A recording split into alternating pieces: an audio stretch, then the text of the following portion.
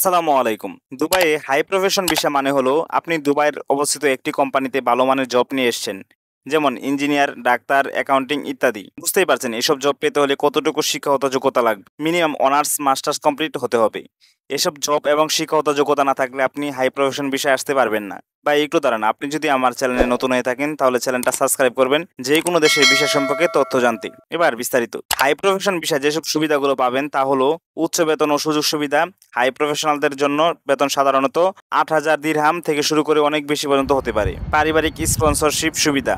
আপনি চাইলে স্ত্রী বা স্বামী ও সন্তানদের ভিসায় আনতে পারবেন সহজেই। দুবাইয়ের গোল্ডেন ভিসা সুবিধা। যোগ্যতা থাকলে ১০ বছরের জন্য স্পেশাল নাগরিকত্ব ভিসা পাওয়ার সুযোগ থাকে।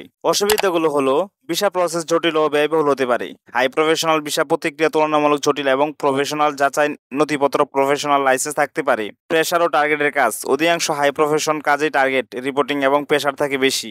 অতিরিক্ত প্রতিযোগিতা। প্রচুর দক্ষ মানুষ থাকায় আপনি নিজেকে টিকিয়ে রাখতে পারলেও চাকরি হারানোর ভয় থাকে। লোকাল সার্টিফিকেশন লাগতে পারে, যেমন ইঞ্জিনিয়ার হলে আরব আমিরাতের সোসাইটি অফ ইঞ্জিনিয়ারের রেজিস্ট্রেশন লাগতে পারে। সর্বশেষ, দালালের মিষ্টি কথার ফাঁদে পড়বেন না। হয়তো দালাল আপনাকে হাই প্রফেশন বিষয়ে কথা বলে দুবাই নিয়ে যাওয়ার কথা বলবে।